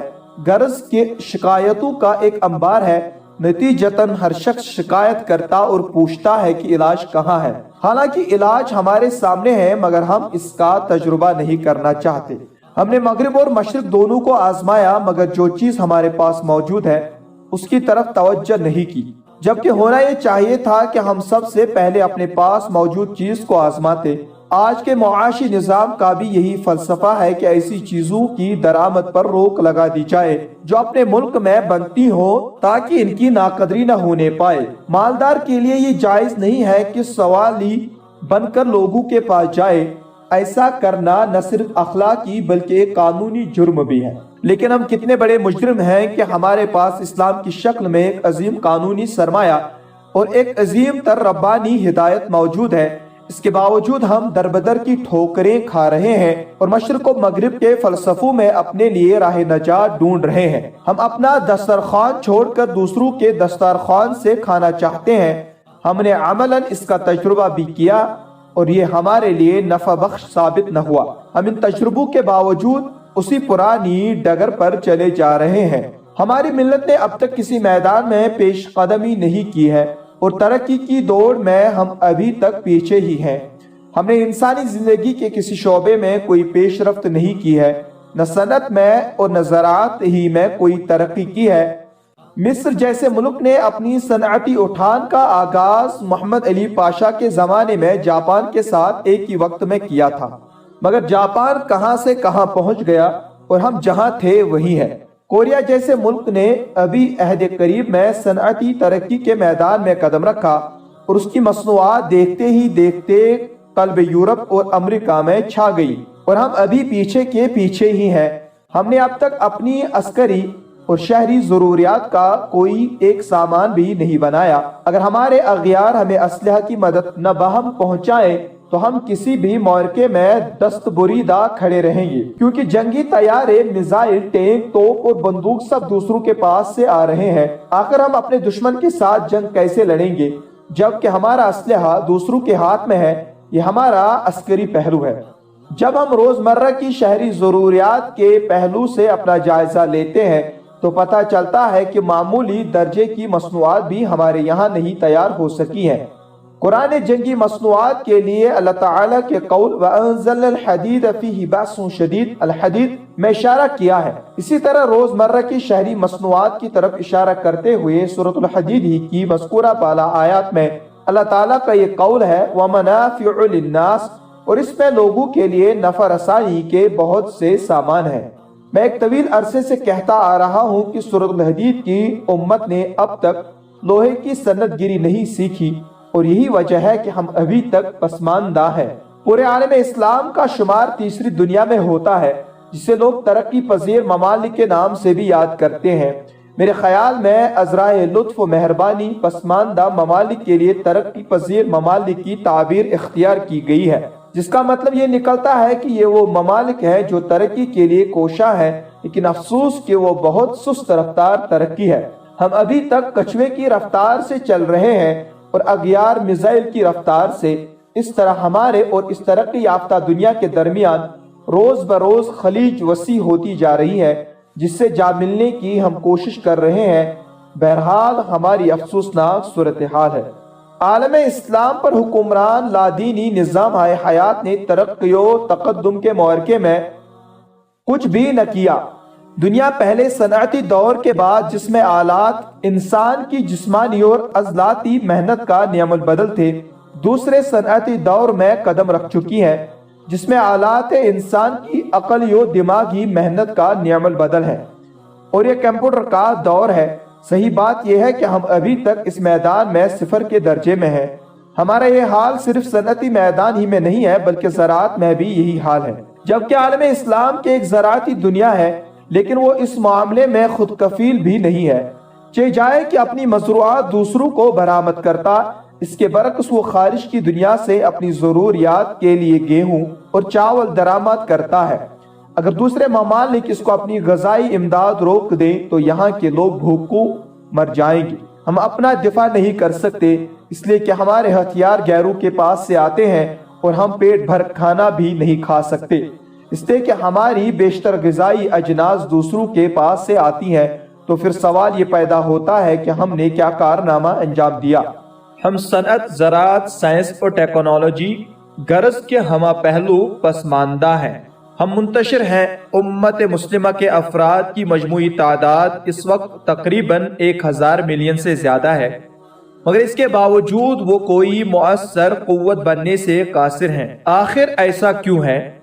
اس لیے کہ وہ اس حدیث کے مصداق ہو گئے ہیں جس میں نبی کریم صلی اللہ علیہ وسلم نے فرمایا تھا، تمہاری کثرت ہوگی مگر تمہاری حیثیت سیلاب کے تنکوں کے مانند ہوگی۔ جس طرح سیل رواں کے ساتھ کوڑا کرکٹ، کاغذ اور لکڑی کے ٹکڑے اور سطحی قسم کی ساری ہلکی پھلکی چیزیں جو باہم ایک دوسرے سے غیر مانوس ہوتی ہیں، بغیر کسی متعین سمت و ہدف کے بہتی چلی جاتی ہیں، اسی طرح وہ امت بھی ہے جس کا نہ کوئی ہدف ہوتا ہے اور اس کے افراد میں باہم میل ملاپ ہوتا ہے اور نہ اس کا کوئی متعین طریقہ کار ہوتا ہے۔ اللہ تعالیٰ اس کے دشمن کے دل سے اس کی ہیبت نکال دیتا ہے اور اس کے دل میں ایک خاص قسم کا ضعف و دغدغہ ڈال دیتا ہے۔ یہی حال ہماری امت مسلمہ کا ہے۔ اپنی کثرت تعداد کے باوجود وہ کچھ نہ کر سکی۔ افتراق، انتشار اور بے جہتی و بے ہدفی اس کا ترے امتیاز بن گیا ہے۔ اسلام کو چھوڑ کر اتحاد ملت کے لیے جو آواز بھی اٹھے گی اور جو نعرہ بھی لگایا جائے گا، وہ لوگوں کو متحد کرنے کی بجائے دائیں اور بائیں بازو میں بانٹنے کا کام کریں گے۔ اس طرح لوگ دائیں بازو والے اور بائیں بازو والے دو گروہوں میں بٹ جائیں گے، بلکہ دائیں اور بائیں بازو والے لوگ بھی مختلف درجات و مراتب میں تقسیم ہو جاتے ہیں۔ ہر ایک کی جہت یا قبلہ ایک دوسرے سے بالکل مختلف ہوتا ہے۔ اس سے ثابت ہوا ہے کہ جب تک سارے افراد امت کی جہت و سمت اسلام نہیں ہوگا، ان کا مقصد زندگی رضا الہی کے علاوہ کچھ اور ہوگا، اس وقت تک ان کا آپس میں مل بیٹھنا اور متحد ہونا ایک امر دشوار ہوگا۔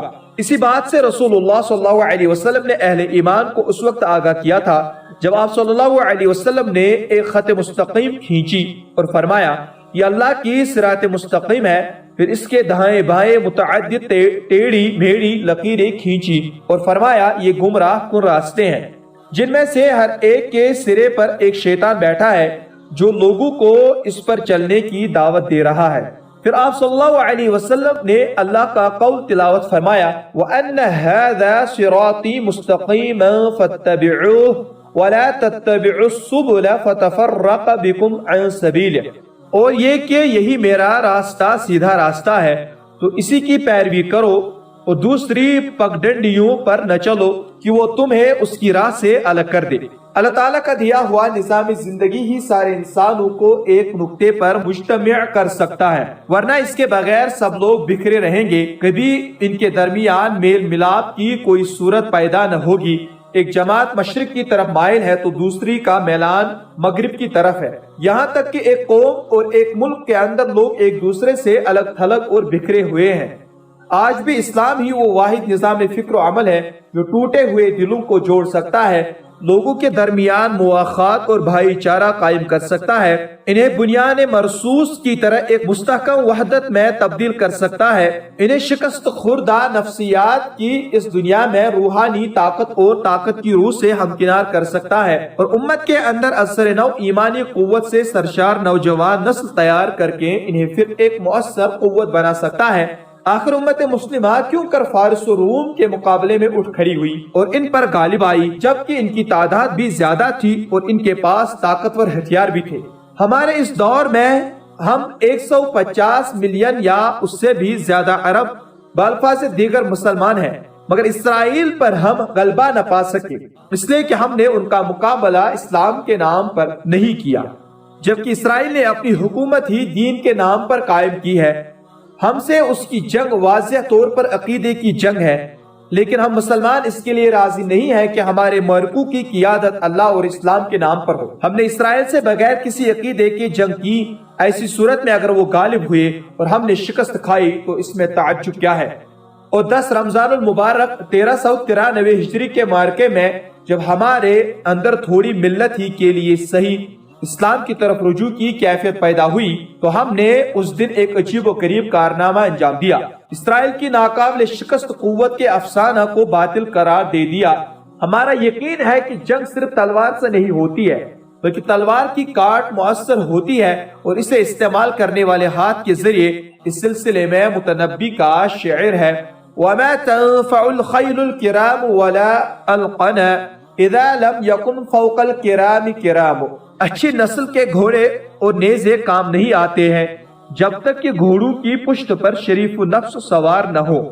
ایک دوسرا شاعر تغرائی کہتا ہے، وشیمت السیف ان یزہا بجوہر ولیس یعمل الا فی ید بطل ولیس یعمل الا فی ید بطل۔ چمچمانا شمشیر جوہر دار کی سرشت ہے، لیکن کاٹ کا عمل وہ صرف کسی بہادر کے ہاتھ میں رہ کر کرتی ہے۔ بہادری کا جوہر ایمان خالص سے بنتا ہے۔ اگر یہود کے پاس تورات ہے تو ہمارے پاس قرآن ہے، اگر ان کے پاس تلمودی روایات ہے تو ہمارے پاس سنت مطہرہ کا سرمایہ صحیح بخاری و مسلم اور دعوین حدیث کی شکل میں موجود ہے۔ تو ہم ان کے ساتھ اس طرح جنگ کیوں نہیں کرتے جس طرح وہ ہم سے کر رہے ہیں؟ ہمیں دراصل یہی کرنا چاہیے کہ ہم بھی ان کے ساتھ جنگ میں قرآن و سنت کو بنیاد بنائیں۔ ہم جس رسوا کن اور ذلت آمیز صورتحال سے گزر رہے ہیں، اس سے ہمیں نکالنے پر صرف اسلام ہی قادر ہے، کیونکہ کسی عمل میں پختگی اور استحکام پیدا کرنے کے لیے اخلاق کی سخت ضرورت ہوتی ہے۔ کوئی بھی کام کرنے والا اپنے کام کو اچھے ڈھنگ سے اس وقت تک نہیں کر سکتا جب تک کہ اس کے پاس اخلاق و کردار کی دولت نہ ہو۔ حقیقت یہ ہے کہ ہمیں اس وقت اپنی زندگی کے تمام امور میں اسلام کی سخت ضرورت ہے، تاکہ ہمیں اس کے سبب استقرار و اطمینان نصیب ہو اور روز روز کی نفسیاتی، اجتماعی اور سیاسی شکست و ریخت سے نجات ملے۔ فوجی انقلابات اور مسلسل بے چینیاں جو ہمارے بلاد اسلامیہ کا مقدر بن چکے ہیں، ان سے بھی جان چھوٹے۔ ہم اسلام کے اس لیے بھی ضرورت مند ہیں کہ اسلام ہی ہماری زندگی میں اعتدال و توازن پیدا کر سکتا ہے۔ امت وسط کو راہ اعتدال پر اسلام ہی گامزن کر سکتا ہے، اس لیے کہ یہ وہ نظام زندگی ہے جو عقل و قلب اور روح و مادہ کے درمیان توازن پیدا کرتا ہے، دنیا و آخرت کے ڈانڈے ملاتا ہے، نفس کے حقوق اور اللہ تبارک و تعالی کے حقوق کے درمیان توازن قائم کرتا ہے، انسان کو دنیا و آخرت دونوں جگہ اجر حسن کی ضمانت دیتا ہے۔ اسلام ہی ہے جو روحانیت و مادیت کی مثالیت و واقعیت، انفرادیت و اجتماعیت، فرد کے حق اور معاشرے کے مفاد کے مابین توازن کی راہ دکھاتا ہے۔ اسلام وہ واحد نظریہ حیات ہے جو ہماری زندگی میں یہ توازن قائم کرتا ہے۔ اسلام کو چھوڑ کر ہم برابر اس بے چینی کا شکار رہیں گے کہ ہم روحانی وجود ہیں کہ مادی وجود، ہم انفرادیت کے علمبردار ہیں کہ اجتماعیت کے، ہم قدامت پرست ہیں کہ جدیدیت پسند، ہم در حقیقت امت وسط ہیں۔ جب تک ہم اسلام کی راہ اعتدال نہیں اختیار کریں گے، اسی طرح ہمیشہ مضطرب اور بے چین رہیں گے اور ترازو کے دونوں پلے دائیں بائیں جھکتے رہیں گے۔ ہم زندگی کے مختلف میدان میں جن مصائب و مشکلات سے دوچار ہیں، اس سے نکلنے کی واحد سبیل اسلام کی طرف مکمل رجوع ہے، اس لیے کہ اسلام ہی ہمیں ان سے چھٹکارا دلا سکتا ہے۔ حقائق و واقعات کی منطق بھی ہمیں اسی بات کا درس دے رہی ہے۔ ہم درآمد شدہ نظاموں اور افکار و نظریات کا تجربہ کر چکے ہیں، تو اب اسلام کا بھی تجربہ کر کے دیکھیں۔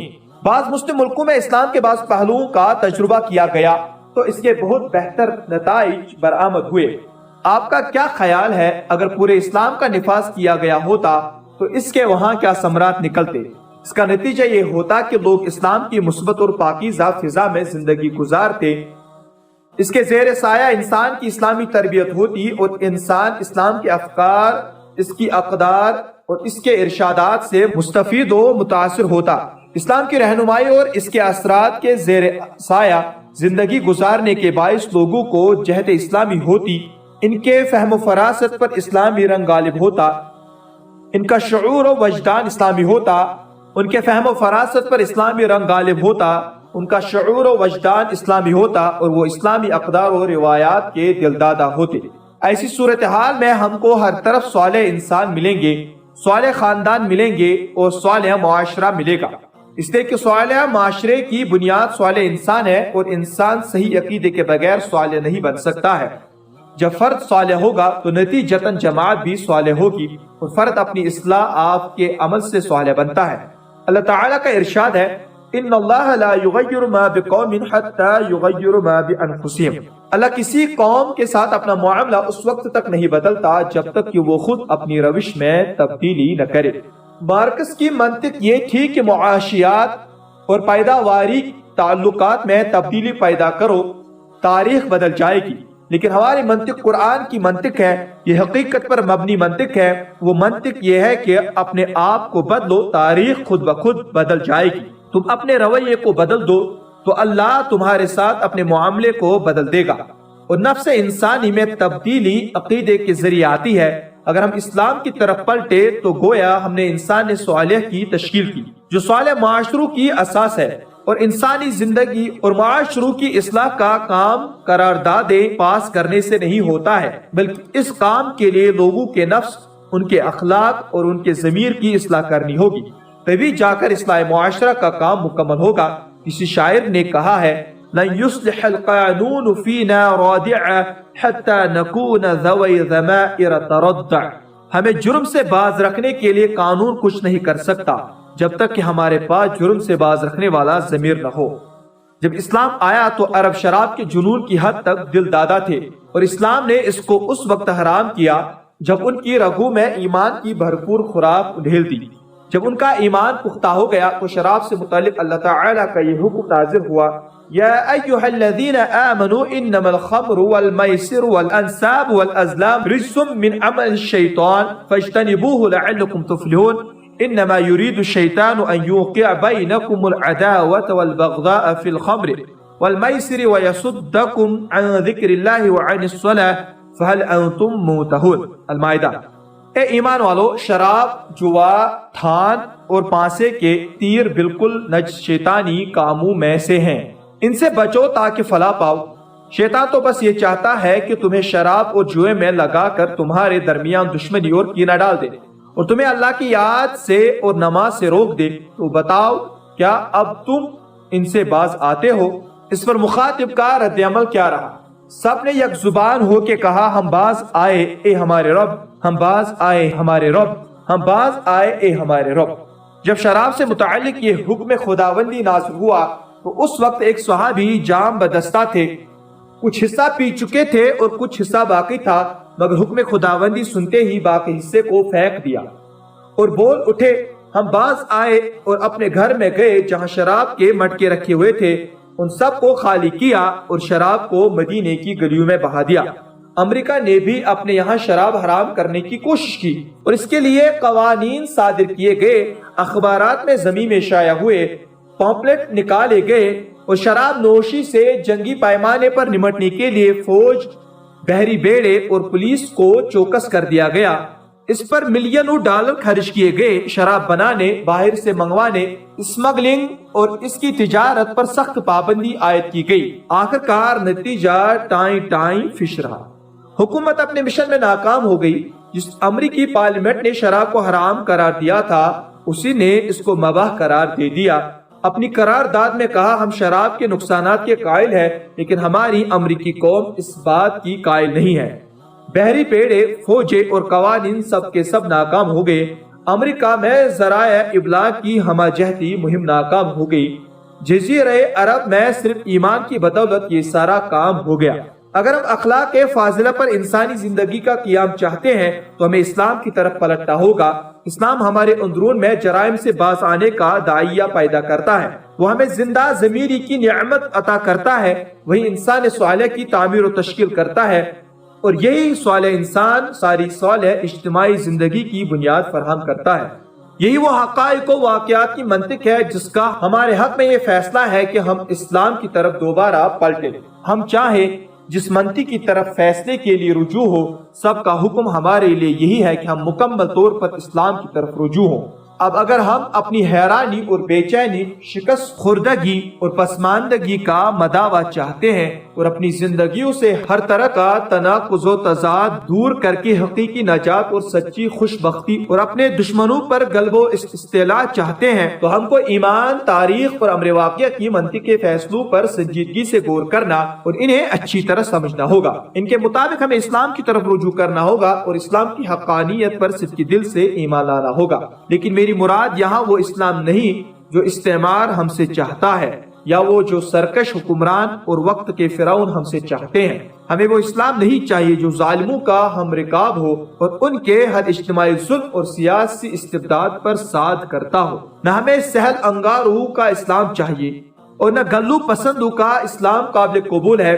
ہمیں تو بس قرآن و سنت کا اسلام مطلوب ہے۔ پہلا اسلام صحابہ و تابعین کا اسلام، قرون اولیٰ کا اسلام، وہ اسلام جو قرآن لایا ہے اور جس کی دعوت محمد رسول اللہ صلی اللہ علیہ وسلم نے دی ہے، وہی ہمارا مطلوب ہے۔ ہمیں وہ اسلام چاہیے جسے دور اول کی ربانی نسل نے نافذ کیا۔ وہ صحیح اسلام ہمارا مقصود ہے جو وحی ربانی کے صاف ستھرے چشموں سے نکلا ہے۔ اسی اسلام کو ہم اپنی امت کے لیے بھی چاہتے ہیں۔ جس دن یہ اسلام ہماری زندگی پر حکمران ہوگا اور جس دن ہم اس صحیح اور مکمل اسلام کے زیر سایہ اثر نو اسلامی زندگی کا آغاز کریں گے، تو ہم آخرت سے پہلے ہی اسی دنیا میں شادمانی و شادکامی سے ہمکنار ہوں گے۔ ہمارے اس اقدام سے اللہ تعالی راضی ہوگا اور عقل مند لوگوں کو ہمارا یہ اقدام بھلا معلوم ہوگا۔ اس طرح ہم اپنے نفس کو بھی آرام و راحت پہنچائیں گے جو ایک مدت سے انسانوں کے تراشیدہ نظاموں کے تحت عذاب محسوس کر رہا تھا۔ اب اسلامی ہمارے لیے نجات کی واحد سبیل ہے، یہی صراط مستقیم ہے، یہی سفینہ نجات ہے۔ اسلام کے بغیر مصائب و آلام کے بھنور سے نکلنا ہمارے لیے ناممکن ہے۔ وَمِنَ الْعَجَائِبِ وَالْعَجَائِبِ جَمَّةٌ قَرْبُ السَّبِيلِ وَمَا إِلَيْهِ وَصُولٌ كَالْعَيْسِ فِي الْبَيْدَاءِ بِقَتْلِهَا الظَّمَأُ وَالْمَاءُ فَوْقَ ظُهُورِهَا مَحْمُولٌ۔ یہ کتنی عجیب و غریب ستم ظریفی ہے کہ راستہ قریب ہے اور ہم اس تک پہنچ نہیں پا رہے ہیں، جیسے اونٹ صحرا میں پیاس کی شدت سے مر جائے اور اس کے اوپر پانی لدا ہو۔